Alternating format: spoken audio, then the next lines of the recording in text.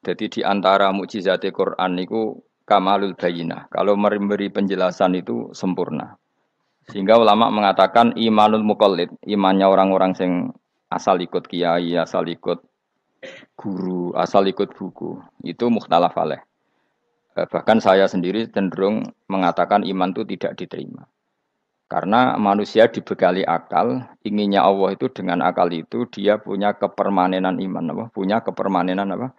Iman dan dengan itu dia imannya mujma'aleh, mesti diterima oleh Allah Subhanahu wa taala karena binnadzari sahih dengan logika yang benar. Dan logika yang benar itu gampang sekali. Beberapa ulama tentu tahu sekali, bukan sekedar tahu sekali karena itu diajarkan Allah dan Rasul. Misalnya begini, kata Allah, saya kalau baca ayat-ayat ini itu sering nangis karena Allah yang Tuhan itu sebenarnya tidak butuh kita. Saya ulang lagi, Allah yang Tuhan itu tidak butuh kita, juga tidak butuh iman kita. Tapi Allah ingin hambanya itu berakal ya, karena agama itu likaumi yakilun sehingga berpikirnya benar. Misalnya gini kata Allah, enggak apa-apa kamu menuhankan selain saya itu enggak apa-apa kata Allah. Enggak apa-apa Yesus kamu katakan Tuhan enggak apa-apa, kamu katakan batu Tuhan enggak apa-apa. Tapi tolong prosedur ya, prosedur atau persyaratan menjadi Tuhan itu kamu lengkapi, yaitu punya prestasi menciptakan langit dan bumi. Kalau tidak semua surun semen kata Allah, sementing urun gitu. Jadi sebetulnya itu kan rasional. Misalnya nggak apa-apa kamu merasa jadi presiden atau gubernur atau jadi wali atau jadi apa. Yang penting prosedurnya penuh. Itu kayak apa Allah baiknya pada kita. Sehingga saya berkali-kali, makanya menurut saya orang alim itu wajib memaklumatkan kalau dirinya alim. Supaya jelas aturan mainnya. Yang dilarang Allah itu kan memaklumatkan alim kemudian ingin hadun nafsi, ingin salami template, dicucuk, dihormati itu kriminal. Itu orang alim gendeng, sudah gendeng sekali. Karena khasnya orang alim itu tentu cari ridhonya Allah, bukan ridhol kholqi, bukan ridhonya apa? Makhluk. Makhluk itu lah ada siapa-siapa. Dan kita harus baku seperti itu. Kenapa kalau orang alim nggak memaklumatkan kealimannya itu dikatakan salah? Karena fungsi orang alim adalah membawa bayinat, membawa ayat-ayat Allah, bukan kepentingan apa? Pribadi. Makanya Rasulullah nanti duka ngendikan idza zuharatil fitanu wal bid'u falyudhiril alim ilmahu wa illa fa'alaihi la'natullah wal malaikati wan nasi ajmain. Jika zaman akhir banyak bid'ah, banyak kebodohan, maka orang alim wajib menampakkan kealimannya. Jika tidak, maka dia mal'un, dilaknati langit dan bumi. Karena sebetulnya logika tentang Tuhan itu gampang sekali. Saya ulang lagi ya. Saya punya sekian contoh betapa tauhid itu mudah.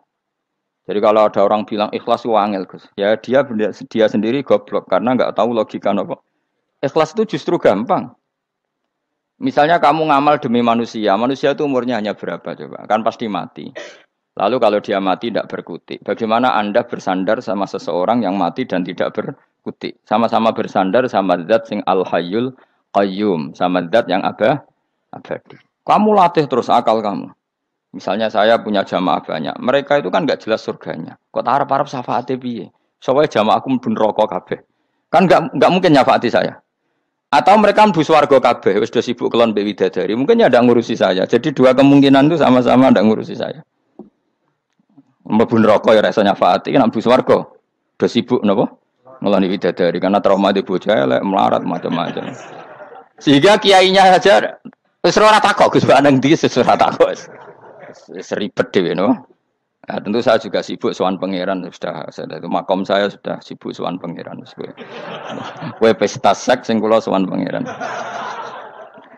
Wa swargame ayate pokoke inna ansa'ana gunna napa? Insya'a faja'alna gunna. Apa bar kelon dadi perawan neh berarti keloni seribet.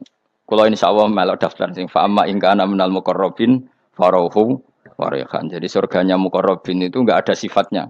Di situ enggak dibakas bidadari, makan-makan enggak, tapi farauhu warihan. Satu surga yang sifatnya rohani. Karena enggak bisa disifati. Tapi saya daftar di situ ya hanya beberapa jam. Bariku ya gabung kon. Sawangane kok karo rasane wong ayu juga keberatan. Ya tapi saya tentu punya dua kelas, supaya punya kartu premium dan ekonomi.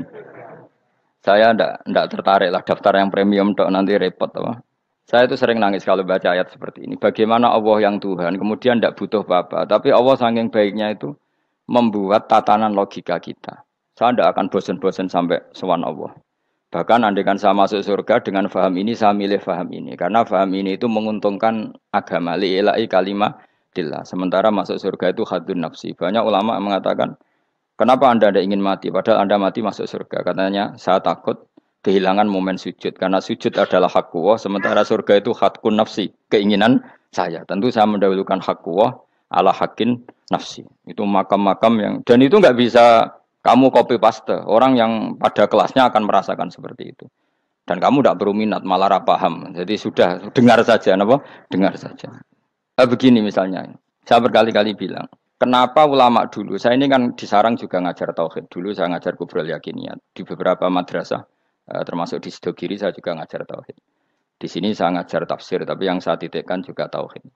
Begini, saya hidup di dunia ini, terutama saya memang ingin menerangkan tauhid, sebagaimana Allah menerangkan. Begini ya, Jubair bin Mut'im, saya tidak bosan-bosan cerita ini. Jubair bin Mut'im itu termasuk dahiyatul Arab, cerdas-cerdasnya orang Arab.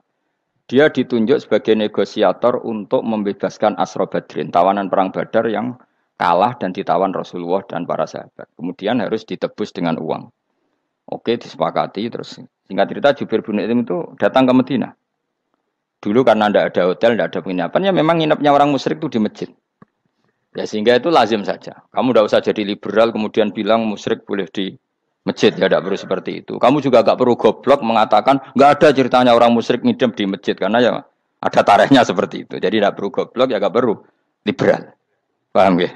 Kalau kamu bilang wah nangono wong musyrik oleh ngidam di masjid, kamu liberal. Padahal konteksnya dulu memang nggak ada hotel. Tapi kalau bilang nggak sama sekali juga goblok karena sejarahnya pernah ada. Milih ndi? Goblok apa liberal? Apa milih jelas? Enggak milih aja, ngaco aja. 01 apa 02 apa 00. Milih mana? Goblok, liberal, enggak milih. Nah, ketika Jubair bin Mut'im itu datang, delalah Nabi itu sholat maghrib ngimami. Nabi baca surat Wattur wa kitabim mastur fi rabbim mansur wal baitil ma'mur. Kemudian di pertengahan surat At-Tur itu kan ada ayat yang menurut saya itu sangat bagus. Sehingga di kamar saya, di rumah saya itu tak figur ayat itu. Bahwa kita harus dilatih berpikir. Kata Allah memulai argumentasinya.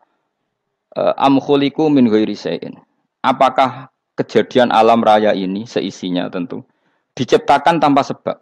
Misalnya begini, alam raya ini kata orang nihilisme atau komunis atau orang-orang paham nihilisme. Itu kan dimulai dari ketiadaan. Logika ini kan goblok sekali. Berarti kalau alam ini kadung wujud, kamu kan tahu kan langit bumi sekarang kan wujud.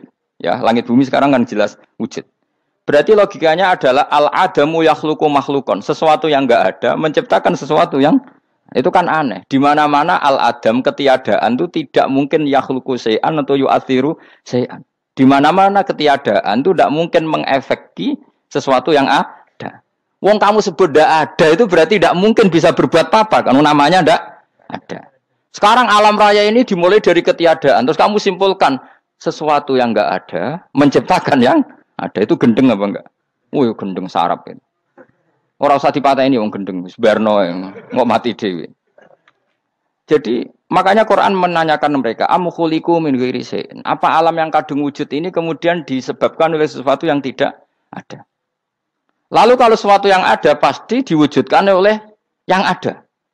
Nah, karena yang ada ini pencipta harus berstatus super.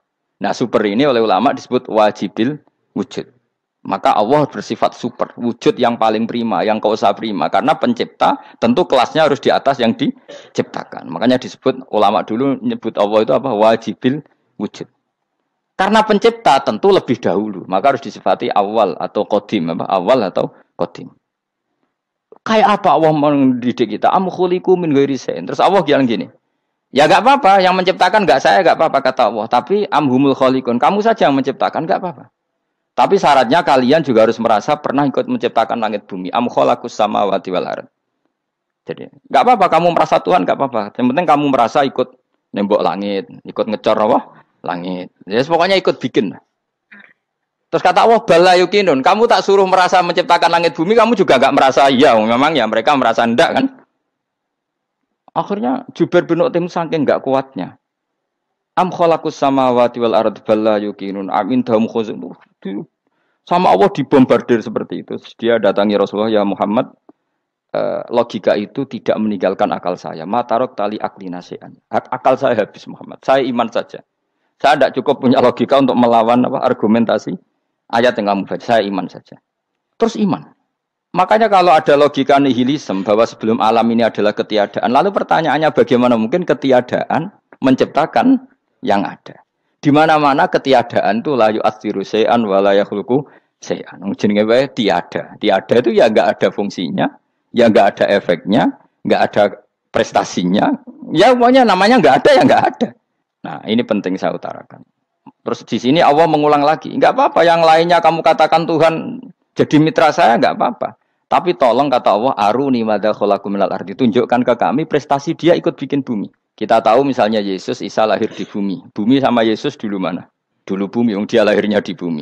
Lalu dia melata di bumi, jalan-jalan. Kemudian dia mengatakan ini bumi Tuhannya saya. Jadi bumi kok enak, dhisik aku je. Tua aku je, bodoh-bodoh pangeran aku dong. Lebih apa? Tua. Jadi Allah itu gampang sekali. Nah sekarang orang iman itu kuwajo semua. Makanya ndak wali-wali. Imane mbek Allah taklid, jaluke aneh-aneh, njuk bojo ayu, sugih, jabatan. Bela Allah secara hujah aja enggak pernah, sudah minta. Makanya kita hidup di zaman yang saraf massal. Lho kula nu njaluk pangeran akeh-akeh kuwi isin, coba kamu bela Tuhan tuh pernah bela apa? Bela Tuhan tuh gampang dengan argumentasi al-hujjah yang supaya agama ini tamkin fil ard, benar-benar mapan dalam logika. Yaitu tadi di mana-mana yang namanya sebab itu amrun wujudiyun, di mana-mana sebab itu sesuatunya harus wujud. Paling tidak kita sudah menolak nihilisme. Apa? Nah, nihilisme. Lah wujud karena wujud awal harus berstatus prima. Lah prima itu dalam bahasa ulama disebut wajibil wujud. Makanya ulama dulu ngelatih kita itu pertama Allah itu siapa? Zat sing wajibil wujud. Itu satu filosofi yang luar biasa. Nah, kemudian setelah itu ada setan-setan kecil yang nganggur, yang iseng. Nah itu nggak usah kamu perhatikan. Tinggal delok TV, ngopi, terus tinggal nyate kelata. Enggak saya tamak, pingsan dewe. Syukur-syukur stres dewe. Dugaan saya, setan saya gue pingsan, kurang gizi. Karena memang setelah itu setan goda gini. Lalu sebelum Allah jangan-jangan ada wujud yang lain. Lalu Allah sendiri awal mulanya gimana? Kata Nabi, jika ada pertanyaan seperti itu kamu harus berhenti. Tinggal delok TV atau tinggal penting aja delok dangdutan. Ya kalau kepeksa ora apa-apa, kelasem ae. Saya tidak menghalalkan tapi kan sudah kamu lakukan. Karena itu lebih baik ketimbang pertanyaan filsafat. Banyak orang yang dulu sholat ketika sekolah filsafat tidak sholat. Alasannya sampai menemukan jati diri itu Tuhan. Dan itu bahaya sekali karena Nabi berkali-kali bilang kamu jangan mikir tentang Allah pasti rusak. Orang kok mungkin rusak dari Nabi pasti rusak. Nah cara menghentikan gimana? Karena setan ini makhluk, akal-akalannya gampang. Tadi tak warai, saya sebagai ulama atau sebagai manusia atau sebagai orang awam atau sebagai siapa saja, kadang ada pertanyaan seperti itu. Tak tinggal anggeling dharma, kan pusing setan. Ini kan ngenteni. Weh, ngenteni bar lo anggeling dharma. Bariku aku lesu mangan mie. Bar mangan mie waret turu. Kan dia ngenteni terus mau bikin was-was lagi. Ternyata saya sibuk kan enggak bisa masuk deh. Bangun tidur aku selali pertanyaan tadi. Dinteni. Nah, dia masuk lagi aku sibuk ngajak anak jalan-jalan. Jadi saya kalau jalan-jalan di pasar itu wis enteni tan santai wae. Itu memang resep dari Rasulullah. Jangan sampai orang terjebak filsafat yang sampai menanyakan eksistensi Tuhan.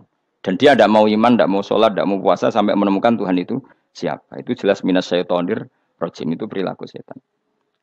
Makanya Rasulullah setiap ditanya sahabat gitu itu Nabi guyu-guyu. Dan guyunya Nabi itu kata Nabi, baguslah kalau kamu takut Tuhan kalah kata Nabi. Nabi gojok gitu.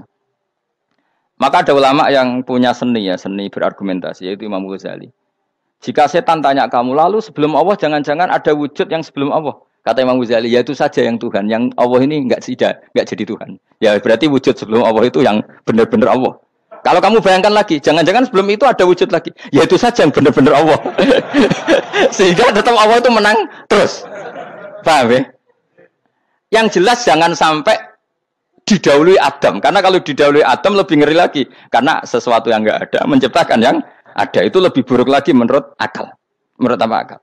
Nah, daripada kamu enggak salim Imam Ghazali, tinggal saja ndelok. Tadi ndelok sinetron. Ndelok yang lucu-lucu aja. Ndelok sing lucu-lucu.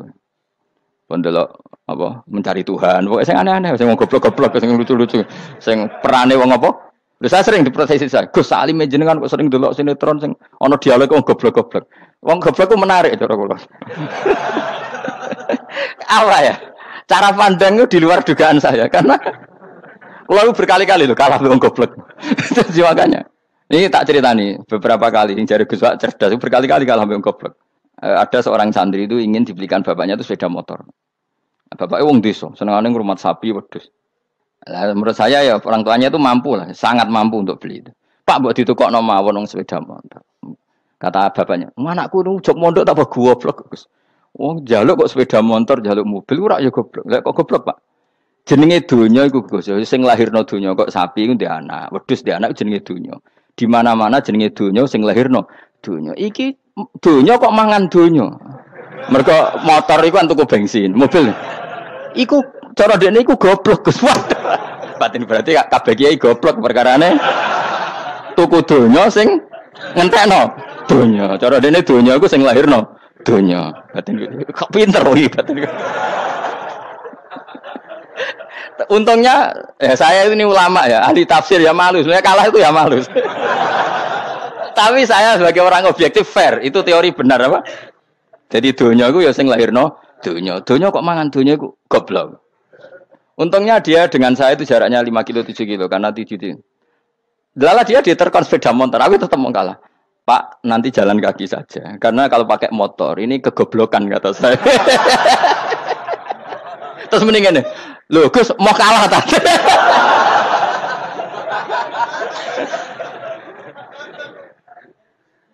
Wah kacau. Singkat cerita dia bersikeras, nggak mau beliin sepeda motor anaknya karena di mana-mana dunia gue sing lahirno dunia, nggak boleh dunia kok mangan. Ini satu kegoblokan yang agak ilmiah tadi. Nah Imam Asy'ari juga ngalami hal yang sama. Imam Asy'ari itu punya kita kalau ahli sunnah kan 2 partai ya. Ya di dalam ahli sunnah itu hanya ada 2 partai juga. Kalau nggak Asy'ari ya Maturidi. Ya, dan sama-sama alim. Ya kalau terpaut ya paling 5%, 7% ya. Kealimannya Asy'ari dan Maturidi. Imam Asy'ari itu bikin logika yang jelimet seperti saya sekarang ini, logikanya yang jelimet tapi permanen. Jadi yang saya ajarkan tadi itu logika yang jelimet tapi apa? Permanen. Karena tadi alam raya ini kadung wujud. Kalau kadung wujud pasti pewujudnya yang menciptakan wujud pasti adalah kewujudan. Karena al-adam la yu'athiru syai'an. Di mana-mana kenihilan tidak yu'athiru syai'an. Ya sepakat ya, gampang kan? Tentu wujud ini prima disebut wajibil wujud. Lalu Imam Asy'ari itu bersikeras. Kalau imanul muqallid itu tidak diterima. Terus banyak yang keberatan ulama, tapi Nabi nyatanya yaktafi bi imanil a'rab al-khalina anin nadzur. Nabi nyatanya mencukupkan imannya orang-orang Bedui yang mereka itu kayaknya tidak bisa mikir. Ya, Nabi yaktafi bi imanil a'rab itu wong desa al-khalina anin nadzur yang mereka itu tidak bisa apa? Berpikir. Singkat cerita Imam Asy'ari survei. Coba ayo kita tanya orang-orang kampung. Ternyata kegoblokan orang kampung itu ya ilmiah, masyhur itu. Imam Asy'ari saja harus belajar dari wong awam, wong goblok-goblok. Kita kok ingin ya Badawi bima arafta rabbak. Kowe kok iman be Allah iku bima arafta rabbak. Lalu kamu tahu Tuhan kamu atas nama apa? Dengan logika apa? Jawabnya enak ya. Al-ba'ratu tadullu 'alal ba'ir wa atharul aqdam yadullu 'alal masir. Angger ana tletong ya ana ontane. Angger ana bekas delamaane wong ya ana sing bar liwat. Jadi misalnya ada bekas teracak anjing, berarti anjing habis liwat. Ada bekas apa ular ya berarti ular harus liwat. Ada bekas teracak manusia ya berarti manusia habis liwat. La wa hadzal alam atharun min athari qudratillah. Alam iki bekas, mesti ana sing gawe. Jadi Mas Ari pinter juga, mesti logikane gak jelimet tapi agar ana tletong ana sapine. Ana teracake wong berarti ana sing bar liwat. Dene ngomong gampang wa atharul aqdam ya dulu alal masir. Nah, terus Imam Asy'ari habis itu ngendikan, ya sudahlah dengan logika apa saja. Meskipun karena zori hadal Arabi sebagaimana cara berpikir Bedui ini, sementing ada nazar. Apa ada nazar. Ya nazar apa saja. Misalnya orang ahli matematika mungkin bilang angka dimulai dari 1. 0 itu akal-akalane Khawarizm. Mergo ini kebingungan nulis 10. Tapi tetap angka itu dimulai dari 1. Kalau misalnya 1 untuk mecah kesulitan ya harus dimulai 0,1. Tidak bisa 0 tok. Jadi 0 dulu itu untuk mematahkan kalau jumlah itu tidak sampai 1. Tapi faktanya jumlah itu kan pasti 1 karena dimulai dari wajibil wujud. Khawarizm itu ya pinter matematika. Saya juga punya ilmu hisamnya Khawarizm. Itu kan dia karena kebingungan angka pecah. Misalnya 1 tidak sampai 2. Mau tidak mau harus ditulis 1,5 misalnya. Paham ya? Lalu kalau sebelum 1, tetap dia harus 0,5. Lalu hakikat 0,5 itu kan bagian dari wujud apa bagian dari Adam? Tetap bagian dari wujud. Jadi 0,5 itu kan khayal kuliah. Tak warai ya. Mungkin saya ada ahli matematika ala wong kampus, tapi saya tahu Kang, ala Islam itu lebih gampang. Misalnya gini, sesuatu itu kadang kamu putuskan itu satuannya 1. Tentu ketika separuh kamu katakan baru separuh. Tapi sebetulnya ketika satuan itu kamu katakan 10, yang separuh itu sudah 5. Itu kan terserah sing bagi, napa? Terserah sing bagi. Ya iya dong, misalnya 1,5 juta, 5-nya artinya apa coba? 500.000 kan. Sekarang kalau 100.000, 5,5-nya jadi berapa? 50. Kalau 1,5 jadi. Nah itu kan terserah satuannya apa? Tapi tetap dari 0,5 itu tetap menunjuk sesuatu yang wujud. Yaitu 5-nya sebetulnya apa? 5 yang separuh tadi. Paham sih kalau maksud? Tetap nggak bisa sesuatu dimulai dari apa? 0. Nah, makanya kata Abdul Hamid Khan kalau dalam mendidik tauhid, itu gampang saja tadi. Alam raya ini kadung maujud. Kalau kadung maujud pasti disebabkan oleh sesuatu yang wujud.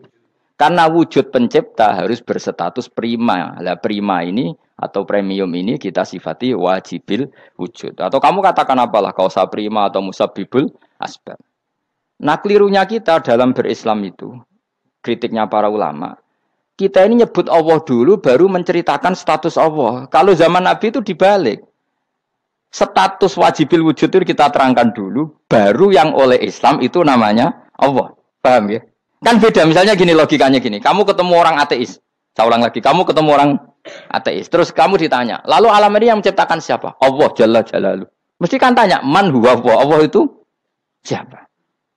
Kalau dulu Islam mengajarkan enggak gitu. Surat pertama turun apa coba? Iqra. Iqra itu enggak nyebut kata Allah. Iqra bismi rabbika. Rabbika itu siapa? Alladzi khalaq. Sebutlah nama Tuhan. Yang berhak menyandang Tuhan adalah zat yang pencipta. Itu tidak ada kata Allah. Di surat Mudatsir, surat kedua. Ya ayyuhal mudatsir kum fa'anzir wa rabbaka fakabbir. Bukan Allah fakabbir, wa rabbaka fakabbir. Sehingga cara berpikir gini dibalik. Sebutlah Tuhan kamu. Tuhan itu siapa? Yang berstatus Tuhan adalah zat yang berstatus pencipta. Nah, lalu pencipta ini oleh Islam dinamai Allah. Kalau orang ateis kamu langsung bilang Allah, man huwa Allah. Berarti pertanyaannya Allah itu siapa? Lalu kamu jelaskan Allah adalah pencipta. Allah adalah wajibil wujud. Tentu lebih gampang kamu terangkan. Makanya Al-Qur'an menerangkan amu khuliqu min ghairi syai'in. Maknanya saya di sini maknanya ya Allah. Apa? Allah. Apakah mereka diciptakan tanpa pencipta? Tentu setelah Islam tahu itu namanya siapa? Allah. Paham ya? Kalau balen malih. Jadi sebetulnya Quran itu ngajari kita itu ilmu mantek yang luar biasa. Misalnya ya Yuhanna su'budu siapa? Rabbakumul ladzi khalaqakum walladzina min qablikum. Sembahlah Tuhan. Tuhan itu siapa? Pencipta kamu dan pencipta orang-orang sebelum kamu. Lalu Tuhan ini oleh Islam dinamai Allah. Tapi kalau langsung kamu bilang ke orang ateis atau orang Uni Soviet, Allah itu Tuhan. Allah itu siapa? Sebab itu di beberapa ayat dijelaskan dulu status Allah. Sifatnya Allah, keakhasan Allah, keakhasan Tuhan. Yang dikatakan Tuhan adalah zat pencipta. Kalau tidak pencipta berarti tidak Tuhan. Sekarang Yesus pencipta bumi apa enggak?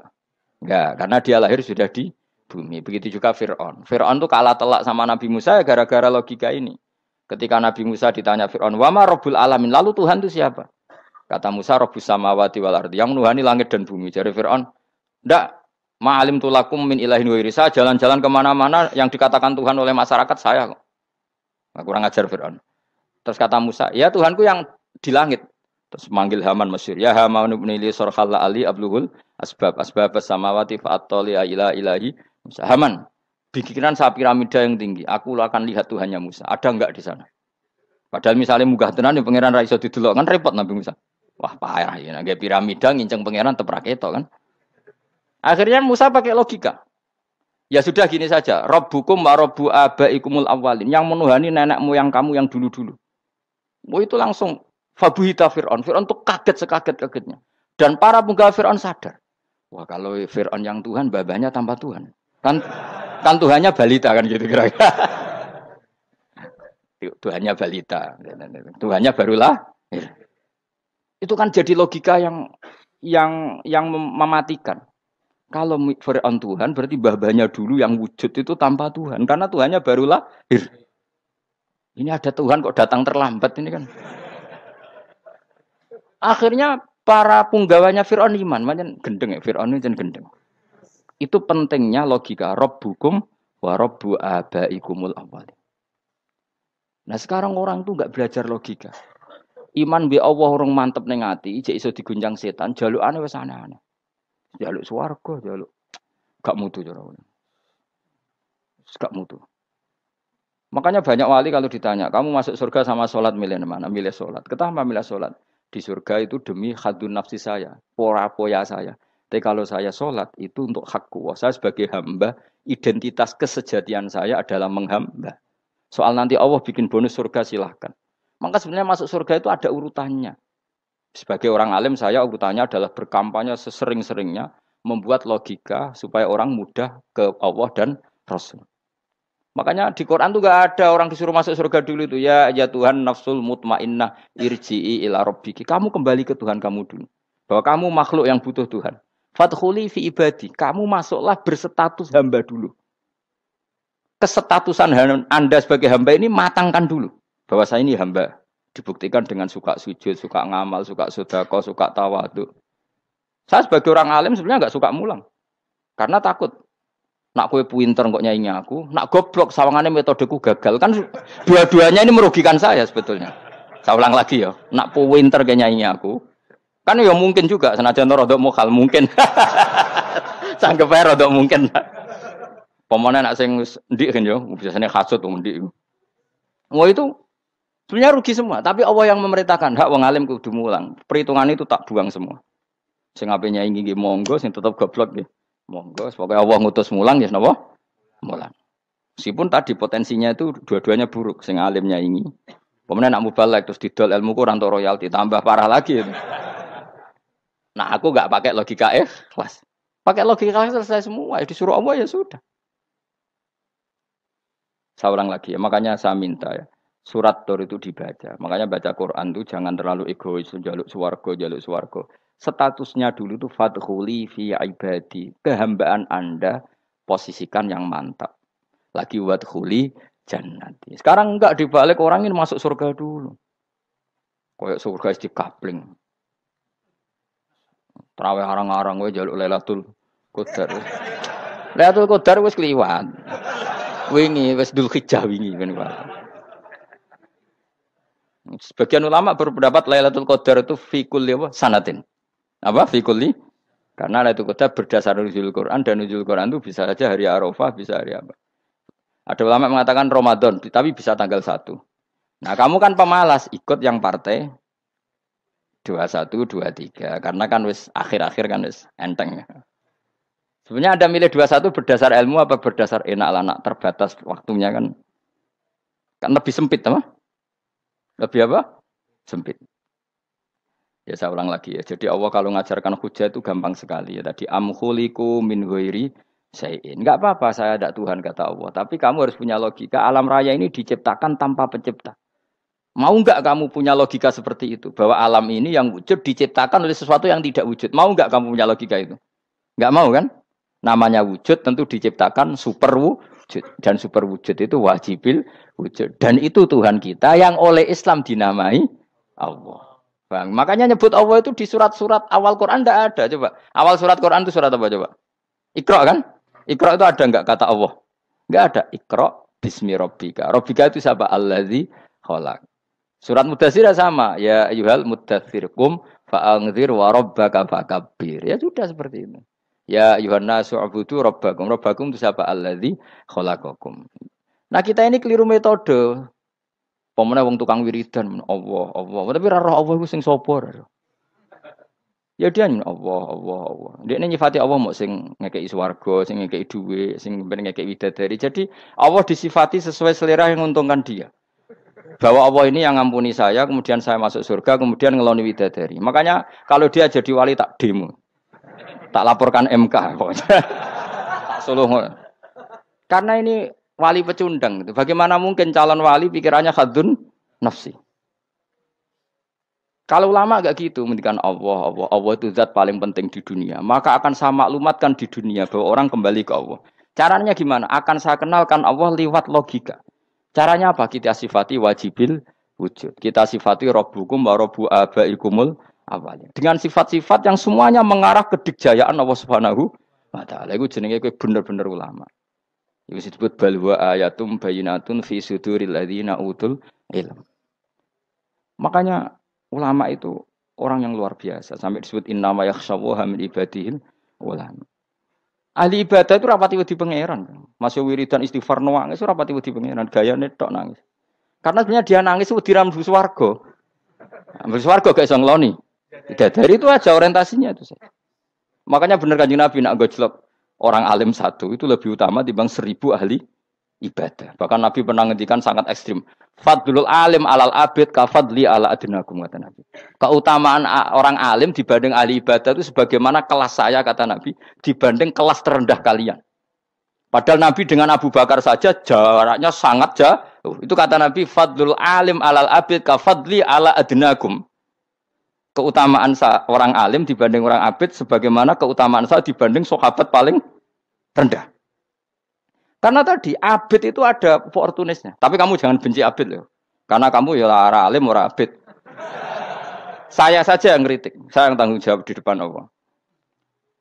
Orang abid itu kadang kan wiridan nganti nangis pikirannya apa coba? Wis rasakno mungkin apa wiridan pikiran aja. Di sepuro dosane, terus apa kan? Mlebu swarga, terus apa kene swarga? Aku takok. Saya aku takok ayo sing ape mlebu swarga apa kegiatan? Rencana pertama ya, Pak. Wis gak usah munafik biasa wae. Mau inna ansa'na apa? Insya ayo kalau harus jujur apik jujur. Bandingan kalau orang alim. Orang alim itu ketika nyebut Allah itu iri ya Allah. Kenapa di dunia ini ada makhluk lain yang menandingi engkau? Saya tidak ridho. Kenapa di dunia ini ada syarik orang yang dimitrakan seperti engkau? Maka orang-orang alim ini ingin memaklumatkan bahwa la syarikalak labbaika wa humalab baiklah syarikalak innal hamda wa ni'mata laka wal mulka la syarikalak. Sehingga para nabi itu memaklumatkan itu. Engkau saja yang Tuhan ya Allah. Semua nikmat dari engkau, semua kepemilikan ini milik engkau. La syarikalak labbaik. Dimaklumatkan ke dunia. Innal hamda wa ni'mat itu dimaklumatkan. Enggak ada kepikiran mereka masuk surga. Karena mereka ingin memaklumatkan bahwa Allah ini yang Tuhan. Sama tak ceritani Nabi Ibrahim jadi Khalilur Rahman, rumang samu kakan wiridan kaya kowe ndak. Wiridannya Nabi Ibrahim sama sampean mungkin banyak sampean. Karena sampean banyak kepentingan tadi. Wali-wali dulu kalau wiridan itu ndak sebanyak sampean ndak, tak jamin ndak. Pemene maca lelo ping 10.000 ndak biasa wiridannya. Tapi khosyahnya sama Allah luar biasa. Pertama Nabi Ibrahim diangkat jadi khullah. Khullah itu ya Khalilur Rahman itu. Itu dia wiridannya gini. Ya Allah, innahu la yahzununi alla ara ahadan fil ghairi ya'buduka ghairi. Alla ara ahadan fil ardi ya'buduka ghairi. Sama saya hafal tak ini. Memang saya hafalkan. Ya Allah, saya ini susah sekali. Kenapa zat sepenting engkau, kemudian yang menyembah engkau hanya saya? Ini tidak fair. Makhluk yang enggak penting saja punya umat. Makhluk-makhluk yang enggak penting aja jadi pusat perhatian. Misalnya artis atau presiden atau gubernur atau tokoh top. Semuanya jadi presiden. Padahal semuanya itu makhluk yang enggak sepenting engkau. Ini zat yang sepenting engkau. Kemudian yang tahu kalau engkau penting hanya saya, ini tidak fair. Nangis dan nangis. Ini tidak fair. Innahu la yahzununi alla ara ahadan fil ardi ya'buduka ghairi. Saya ini susah Gusti, susah sesusahnya. Zat sepenting engkau, kemudian yang tahu kalau engkau penting itu hanya saya. Wah ini tidak fair. Loh, coba kalau orang mencintai sesuatu kan gitu. Misalnya kita bojo ayu, kemudian wong liya kabeh darane elek, mangkel ora? Mangkel gak? Kamu beli Alphard. Kamu kira itu mobil mewah. Kemudian orang nyejajarkan podo mek keri, mangkel gak? Semua kenikmatan tuh kita nikmat karena itu diakui ya enggak? Wes gunane apa kae ndek Alphard gawa ning Gunung Kidul. Terus wong darani ngono iku padha mek keri ambek kejangke mangkel ora kira-kira. Enggak penting mewahnya ini tetap butuhe pengakuan. Coba misalnya kamu jadi presiden hidup di dunia orang sufi. Sing darane wong penting wong soleh ahli sujud ora kakuat iki. Keteko di Barnos. Karena itu hormati situ hanya orang apa soleh. Kakuat gak? Oh kakuat gak? Atau kowe dadi artis top, teko ning daerah Gunung Kidul wong desa-desa, terus diundang lek. Oh, mangkel kae. Le bayangno.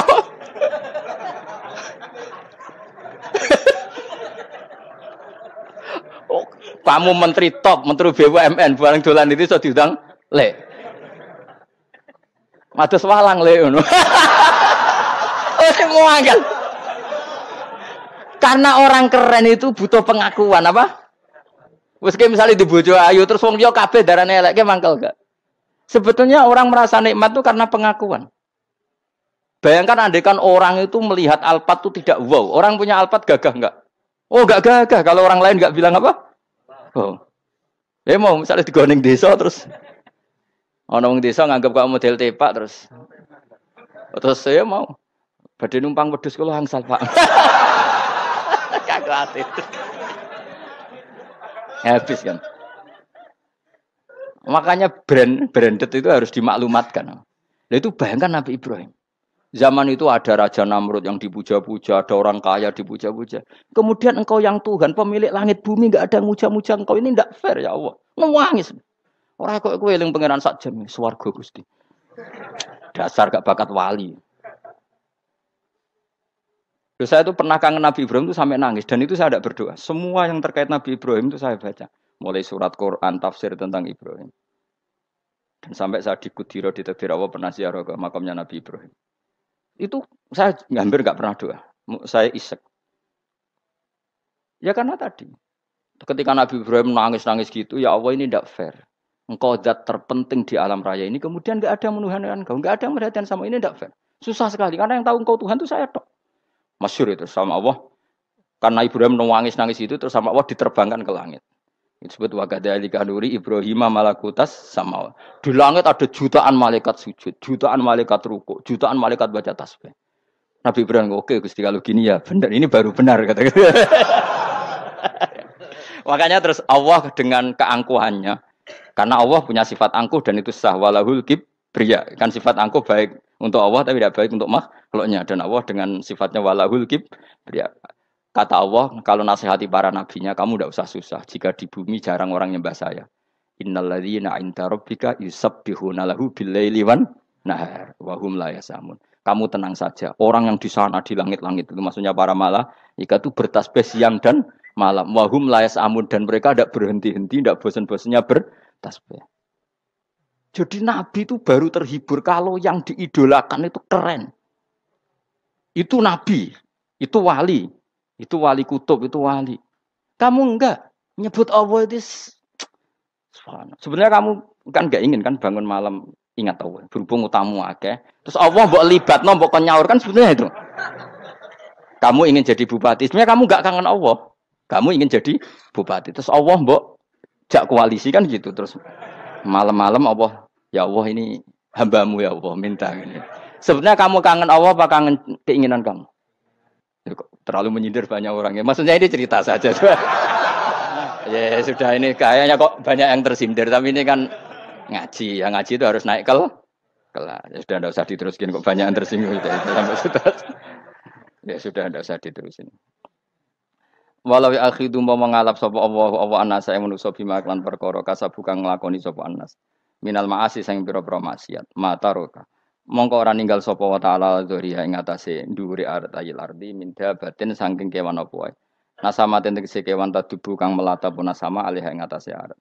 Kalau saja Allah ingin merusak manusia karena dosa-dosanya, pasti tidak disisakan beberapa sesuatu yang jadi kebutuhan manusia, termasuk daba, misalnya enggak ada hewan, enggak ada tanaman, enggak ada apa saja di bumi karena Allah ingin mengadab manusia. Tapi nyatanya di balik mereka maksiat tetap fasilitas kepentingan manusia ada, karena sifat ghafurnya Allah, sifat rahmannya Allah. Walakin yu akhiru tetapi ini ngakhirna sapa wa hum wong akeh ila ajalin tumeka maring batas musaman kang wis ditentokno. Yaumil kiamat tegese dina kiamat. Fa idza jaa mongko nalikane teka apa ajaluhum ajale wong akeh fa inna wa mongko satuna wa taala iku kana ana sapa wa bi ibadihi kan kawulan apa basiran dat sing mirsani. Fa yujazi mongko males sapa wa ing wong akeh ala amali ing atase wong ngamale wong akeh. Carane ngemalas Allah tentu profesional atau prosedural fi isabatil mukminin kelawan ganjar wong mukmin wa iqabil kafirin lan nyiksa wong kafir. Ya jadi Quran itu gunanya ya membuat logika yang benar supaya orang itu menghindari kesalahan. Jadi menakut-nakuti itu kalau nggak harus tentang neraka, takut dari kesalahan, takut dari kebodohan. Kan kita juga takut kan punya pemimpin yang salah, takut punya kasus, takut kepleset. Ketakutan tidak harus dari neraka. Makanya saya berkali-kali bilang, saya sering dulu dinasihati Mbah Mun, hak, enak kepen alim, ojo sering maca tafsir, mari goblok dari Mbah Mun. Maksudnya mari goblok itu gini, mufassir itu manusia, kadang dia itu satu ayat umum, dia mendiktekan ke satu kasus, padahal kasusnya lebih umum. Makanya berkali-kali sama nani umpama ini, contohnya ini, karena nanti itu mengikat. Misalnya gini ya, saya ulang lagi ya, ben gayamu kayak wong alim. Coba andekan kapasitas Anda itu RT, minta jadi presiden, itu ngelama apa doa? Tidak, jawab saja.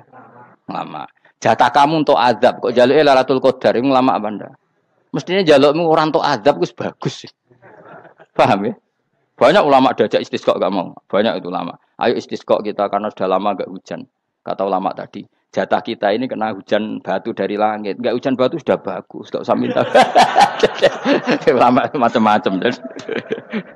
Lah rai-rai ngene iki pantese entuk Lailatul Qadar apa entuk adab ayo jawab.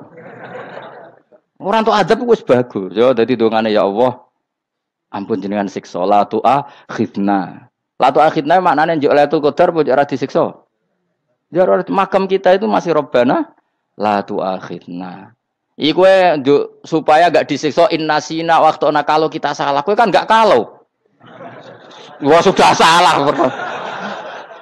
Jadi donga innasina akhtana sange apikane pangeran wae ditambahin. Kalau kita salah. Kalau kita kan sudah tidak kalau lagi sudah. Sudah jelas salah berkali-kali lagi. Mbok wong diisin. Julak jaluk Lailatul Qadar gak diisin. Tapi oleh wong pangeran apian. Pangeran kan tapi misalnya pangeran ora aku luwe apian timbang aku. Jadi sowe disahno permintaan. Tapi gak dikabulno. Mau disahno tapi ora usah di sana itu iman jalin dan goblok biar meneh macam-macam. Makanya doa paling fair itu ya Rabbana dzalamna anfusana wa lam taghfir lana wa tarhamna lanakunanna. Makom kita itu di sepuro pangeran. Sing bener donga wong traweh-traweh lho ning Tuban ning Jogja wis bener apa innaka afuwun karim tuhibbul afwa fa'fu anna. Ora ana guru-guru kita donga ya Allah anilna lailatul qadar ya Allah ka ono saraku kiye kita ana ngajarno ngono ya Allah innaka afuwun karim tuhibbul afwa fa'fu anna. Jenengan kandat sing kathah nyepurane lan seneng nyepuro himpun jenengan sepuro. Iku wis bagus sudah bagus. Ndelok lailatul qadar gresuk ndelok srengenge. Terus ndelok angin. Angger daerah Gunung Kidul banter terus aneh-aneh. Boy wong tahu diri, maksud kula nggih tetep minta Lailatul Qadar tapi tahu diri. Misalnya suwe bar sedekah, puasa bar salat 1000 rakaat, terus utang mesti sahur, ambek togo-togo sing mbok dolimi jaluki sepuro. Pas kowe tenan mergo wis ngrasa ora dolim, nduk Lailatul Qadar. Tapi kira ngrasa ora dolim wis ujub sombong. Wong sombong ya ora berhak meraih. Lah terus piye Gus? Ora piye-piye biasa wae, pokok biasa wae. Makom kita ora kena adab itu sudah luar biasa. Ora penuh adab piye. Wis ngene iki wis luar biasa, napa? Luar biasa. Mun nang ngandel kula, mesti ngene iki wis keadaan seperti ini terus. Soale dongane wae Rabbana la tu'akhidna in nasina wa akhtana. Itu jadi itu sudah luar biasa. Nah, ini kan teruskan dawuh Mbah Mun ya. Misalnya Allah bilang gini, fattaku, maka takutlah kamu. Biasanya mufasir ditambahi minan nar, maka takutlah kamu masuk. Sebetulnya yang perlu dihindari dari kita takut itu ya, takut salah, takut bodoh, takut terdolimi, takut mendolimi orang lain, takut hidup tidak ada gunanya.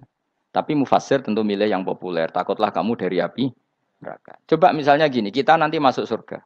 Kemudian zaman di dunia kita tidak pernah berkampanye ya atau berkontribusi untuk agama Allah. Cara saya itu izin. Kata Imam Malik, saya masuk surga. Kemudian orang yang mencintai saya masuk surga itu saya malu. Rasulullah juga gitu. Saya sebagai pemimpin umat, saya malu masuk surga. Dan satu dari umat saya masih masuk neraka. Jadi ulama dulu tuh ketakutannya bukan sekedar masuk neraka. Takut malu, takut bodoh, takut keliru, takut. Saya misalnya nanti masuk surga itu malu. Andaikan saya tidak pernah ngajar tafsir Jalalain. Malu saya. Karena katanya Allah, hak kenapa pun buswargo. Terus dibuat swargo. Tapi kalau pernah baca tafsir Jalalain kan anak keren nih. Keren artinya saya pernah mengkampanyekan Quran, pernah mengkhidmati Quran, pernah ngitmai kitab engkau ya Allah. Saya pernah ngitmai umatnya Rasulullah yaitu sampean kabeh. Pernah mulang, pernah sowan. Saya tiap bulan sowan jenengan gak sopan tapi. Mulane kira usah bales sowan rono malah ganggu aneh-aneh. Kadang santri yo pidol, wis diulang cek sowan. Orang itu kiai kalau sudah di rumah itu milik keluarga biar fair. Bermulang cek assalamualaikum. Terus kiai ini kagok keluargane ku kapan? Boyo mikir bocah ora karo-karuan. Jadi seneng ya di ilmoni, napa seneng ya di ilmoni. Saya ulang lagi ya.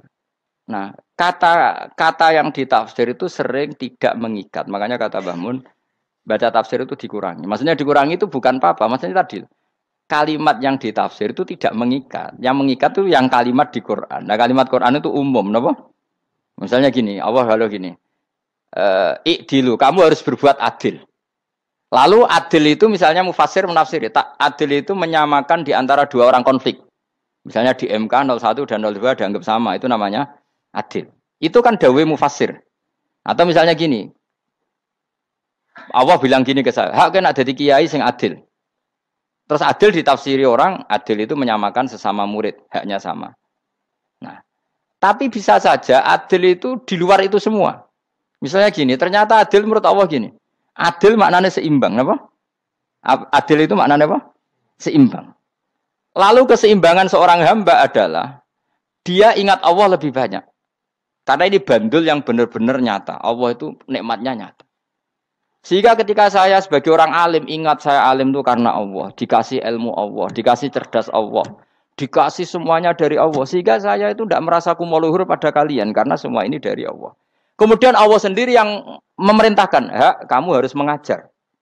Maka saya ada arep-arep salam templek sampeyan, penghormatan sampeyan, apresiasi sampeyan karena saya hubungannya hanya dengan Allah Subhanahu wa Ta'ala. Itu namanya adil, meletakkan sesuatu proporsional. Itu juga adil namanya. Makanya seseorang itu enggak bisa dikatakan abid selagi belum tahu kalau ibadahnya minallah. Jadi misalnya ke ibadah tok. Ternyata kamu yakin itu ibadah kamu, amal kamu itu belum abid. Abid hakikat adalah alhamdulillah alladzi hadana li hada wa ma kunna linahtadiya laula anda tahu. Ketika kita sujud yakin ya Allah alhamdulillah jenengan menakdir saya sujud. Saya salat alhamdulillah engkau menakdir saya salat. Sehingga minallah dulu pikiran itu semua kebesaran kemendahan hari ini minallah dulu. Baru setelah minallah kita yakin billah. Setelah billah juga yakin illallah. Misalnya gini lawah itu. Setelah saya ngajar tafsir Jalalain, kepentingan saya satu. Hamba-hambanya Allah menjadi tambah mencintai Allah. Tidak mencintai saya. Enggak penting sampean mencintai saya. Makanya Imam Syafi'i tiap ngajar bilang begini. Wadittu annal khalqa ta'allamu hadal ilma. Wala yahmadunani. Saya senang kalau kalian belajar fikih sama saya. Tapi kamu tidak usah muji saya. Jadikan fikih ini alat taqarrub kamu kepada Allah. Itu namanya minallah wa ilallah. Itu adil. Tapi adil yang dijelaskan ulama beda-beda tadi. Ada mengatakan adil adalah proporsional antara murid, antara keluarga dan murid. Meskipun kamu senang mulang, jangan merantarkan keluarga. Itu tidak adil. Itu kan versi, no? Maksudnya Mbah Mun, kamu jangan terjebak versi-versi dalam tafsir. Paham ya? Karena Allah hanya ngendikan i'dilu wa aqrabu. Paham ya? Tapi kan penjelasan adil ini orang versi. Paham ya? Ada yang nulis adil adalah meskipun mimpin masyarakat ya ingat keluarga. Karena sing tukang wayo kan nafsir adil adalah karena laki tidak cukup istri satu maka ya kan yo repot nanti. Tapi kalau kadung istrinya 3 atau 4, adil adalah harinya sama meskipun janda dan perawan. Jari sing lanang gak adil adalah proporsional. Sing wis suwi dikumpuli dikurangi. Yang baru ya mungkin enggak kalau nuruti. Mungkin enggak? Ya, tapi itu kan versi, nama. Maka kata Mbak Mun itu memang saya itu merasakan, saya sebagai mufassir merasakan memang saya kan sering baca Jalalain beda dengan tafsir Munir, nanti beda dengan tafsir Qurtubi. Saya beri contoh misalnya. Dan kamu pasti salah jawab ini. Kalau kamu benar berarti ya alim tenan. Wa idza darabtum fil ardi falaysa 'alaikum junahun an taqsuru binas shalah. Orang kalau pergi itu boleh enggak ngosor salat? Enggak, jawab saja. Boleh kan? Ngosor salat itu apa? Misalnya sholat asar 4 jadi berapa? 2. Kalau isya jadi 2. Kalau subuh? Enggak, sudah maju lah. Maghrib? Enggak, kan yang bisa dikosor hanya berapa? Yang rubaiyah, yang apa? Berarti kamu yakin? Antak suruh minas sholat artinya 4 jadi 2, yakin? Ndak jawab saja. Yakin. Nah itu termasuk orang pinter ya. Berarti ilmu lagi sak trip. Ya. Sebetulnya kata Imam Qurtubi enggak. Ayat itu kan hanya bilang gini, kalau kamu bepergian maka kamu boleh menyendak sholat. Qasru itu memotong. Dari aturan yang dulu 4 menjadi 2. Sebetulnya tidak hanya itu tok. Aturan tidak boleh membawa najis menjadi boleh. Aturan harus tumak ninah menjadi tidak harus tumak ninah. Misalnya kamu sholat dalam keadaan perang, wajib tumak ninah apa boleh sambil lari-lari? Boleh sambil lari-lari. Boleh gak ketika perang kamu sholat sambil menghadap tidak ke kiblat? Boleh.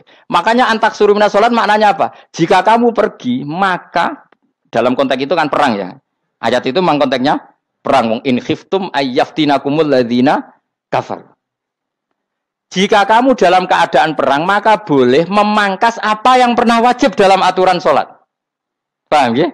4 menjadi 2. Keharusan menghadap kiblat menjadi tidak wajib. Membawa najis sholat sah enggak? Enggak kan? Tapi kalau dalam perang, kemudian pedang kamu ada najisnya, boleh dibawa enggak? Boleh. Jadi maknanya taksuru a'ammu min ayakuna qasra sholat wa a'ammu min ayakuna wajibati sholat yang sekarang enggak wajib. Semua itu namanya juga meringkas kewajiban. Berarti nak mana nih? Jika kamu dalam keadaan perang maka boleh memangkas sesuatu yang dulu wajib menjadi tidak wajib, yang dulu haram menjadi boleh. Tapi mufassir menyontohkan qasru sholat hanya 4 menjadi 2. Dong ya. Oh ya, nang alim ngono tenan wis dokter tafsir sang. Engko tak iku wisuda dhewe. Tapi ora perlu orang lain ngakui. Jadi itu contoh kecil. Jadi mufassir karena kebetulan dia tahunya hanya qasru sholat itu 4 jadi 2, dia itu. Padahal di tafsir lain diterangkan qasru itu artinya menyingkat atau mencendak atau memangkas. Dulu wajibnya sholat itu nggak boleh bawa sesuatu yang najis. Tapi kalau sholat dalam keadaan perang dan pedang kamu ada darahnya, boleh nggak dibawa? Boleh. Bahkan Allah menyuruh dibawa. Dan boleh nggak madhep kiblat. Fa in khiftum farijalan auruk banat lagi fa idza amintum fadhkurullaha kama 'allamakum. Ketika keadaan aman baru sholat sesuai standar. Nah, berarti kan ada qasru sholat, ada pemangkasan aturan sholat. Kayak misalnya begini. Dalam keadaan normal, boleh nggak kamu motong pohon pisangnya tetangga tanpa izin? Nggak boleh kan? Tapi misalnya ada banjir bandang, kemudian kamu bisa selamat kalau motong itu. Wajib izin apa malah haram izin? Haram izin, harus kamu langsung potong. Karena kalau tanpa begitu kamu dan yang punya wajib meridhoi. Kalau nggak meridhoi disalahkan syarak malah. Paham ya? Jadi ini penyolongan yang wajib. Tapi tak sebab potong kayak ngelangihin, terus gedangnya mbok pangan, itu berlebihan. Karena Allah memaklumi hanya untuk ngelangi. Jebule wis menisan lah itu di luar izin syariat apa? Di luar izin syariat. Itu melampaui batas itu. Syaratnya boleh itu ghairu baghiw wala adfamani turra itu darurat syaratnya ghairu baghiw wala dan tidak boleh melebihi batas. Ora ape ngetok gedange jupuk sik. Sing mateng dipangan terus diketok. Ora oleh. Paham jelas ya?